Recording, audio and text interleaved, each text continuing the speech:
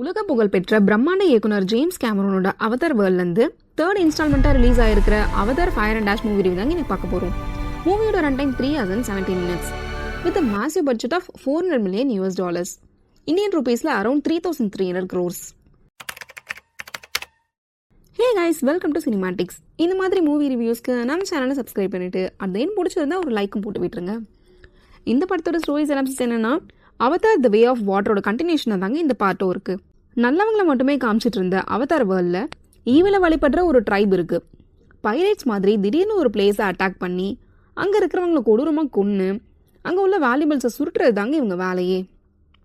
Already part 1 and 2 வில்லனாக வர கொலோனல் miles இந்த டைம் ஈவில் ட்ரைபோட சேர்ந்து ஜேக் சுல்லி அண்ட் அவங்க ஃபேமிலியை கொல்றதுக்காக தேடுறாரு. ஜேக் சுல்லி எப்படி இவங்களை எதிர்த்தாரு அப்படின்றது தாங்க இந்த Avatar fire and ash. James Cameron அவரோட ஸ்டைல்லையே மற்றும் ஒரு பிரம்மாண்டமான படைப்பு கொடுத்துருக்காரு.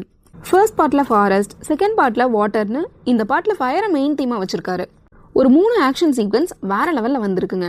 விஷுவலி செம்மையான ட்ரீட்னே சொல்லலாம். அந்தளவுக்கு ஒவ்வொரு ஃப்ரேமும் செதுக்கி வச்சுருக்காங்க.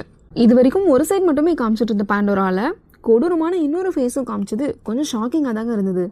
அவதார் ஃபேமிலி மட்டும் இல்லாமல் ஸ்பைடரோட அவங்களுக்கான பாண்டிங், ராட்சச திமிங்கலமான துல்குன்கும் வாட்டர் ட்ரைப் அவதாருக்குமான பாண்டிங், கிரிக்கும் ஈவாக்குமான கனெக்ஷன்னு இந்த மாதிரி எமோஷனலாக நிறைய இடங்கள் ஒர்க் ஆச்சு. ஹியூமன்ஸ் பேஸில் வர ஃபைட்டும் கிளைமேக்ஸில் வர ஃபைட்டும் செம்ம எங்கேஜிங்காகவே கொடுத்துருந்தாங்க. அதுவும் கிளைமேக்ஸ் ஃபைட் ஏர்லேருந்து வாட்டருக்கு போய் மறுபடியும் ஏருக்கு வந்து ஃபைட் பண்ணுற சீன்லாம் கேப்சர் பண்ணுறதுக்காகவே பிரத்யேகமான புது மோஷன் சென்சார் கேமராவே டிஸ்கவர் பண்ணியிருக்காரு ஜேம்ஸ் கேமரூன். அப்படியே இந்த படத்தோட பிரச்சனைன்னு பார்த்தீங்கன்னா, ஃபர்ஸ்ட் இதோட ரன் டைம் தாங்க. 3 hours மேலே ஓடக்கூடிய இந்த படத்தில் lengthy shots and dialogue scenes நிறைய இடங்களில் லேக்னஸ் உணர வைக்குது. ஸ்டோரி அண்ட் ஸ்க்ரீன் பிளே பார்த்தீங்கன்னா ஆல்மோஸ்ட் ஃபர்ஸ்ட் அண்ட் செகண்ட் பார்ட்டில் வந்தது தான். ஈவல் ட்ரைப்னு புதுசாக ஒரு காம்போ ஆட் பண்ணியிருக்காங்களே தவிர மற்றபடி அரைச்சமாவே தான் அரைச்சிருக்காங்க. இதனாலேயே ஒரு சுவாரஸ்யம்ன்றது பெருசாக இல்லைங்க படத்தில். தென் லாஜிக்கல் மிஸ்டேக்ஸ் நிறைய இடங்களில் இருக்குது. இது கூட யோசிக்காமல் எப்போ இவ்வளோ பெரிய பட்ஜெட்டில் படம் எடுத்தீங்கன்னு தாங்க தோணுச்சு படம் பார்க்கும்போது. ஆக்டர் பர்ஃபார்மன்ஸ்னு பார்க்கும்போது சாம் வர்த்திங்டன் and Joey Saldanha as usual அட்டகாசமான நடிப்பையே கொடுத்துருக்காங்க.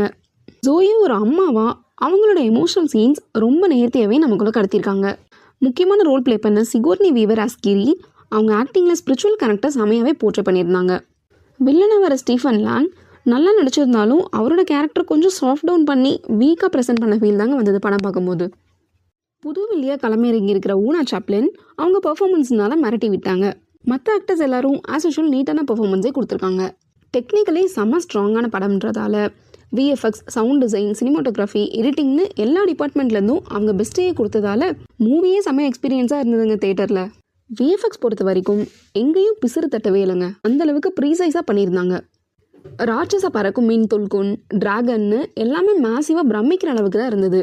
ஒரு ஆக்ஷன் சீக்வன்ஸாக இருக்கட்டும், எமோஷனல் சீன்ஸாக இருக்கட்டும், அதோட இன்டென்சிட்டியை மியூசிக் வழியாக நமக்கு அப்படியே கடத்திருந்தாங்க. சவுண்ட் டிசைன் ஒர்க் பற்றி சொல்லணும்னா, துல்குன் கத்துற ஒரு சீன் போதும், அதோட வைப்ரேஷனை நம்ம பக்கத்தில் நின்று கத்துற மாதிரி அவ்வளோ ரியலிஸ்டிக்காக எக்ஸ்பீரியன்ஸ் பண்ண வச்சுருந்தாங்க.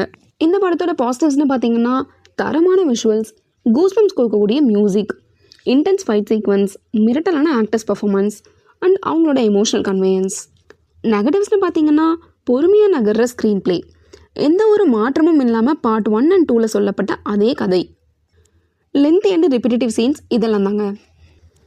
ஓவராலாக அவதார் 1 and 2 கொடுத்த அதே எக்ஸ்பீரியன்ஸை இந்த படமும் கொடுக்குன்றதுல எந்த டவுட்டும் இல்லை. So don't miss out the tremendous world of Avatar fire and ash. Cinematics rating for this movie is 7 out of 10. Thank you guys.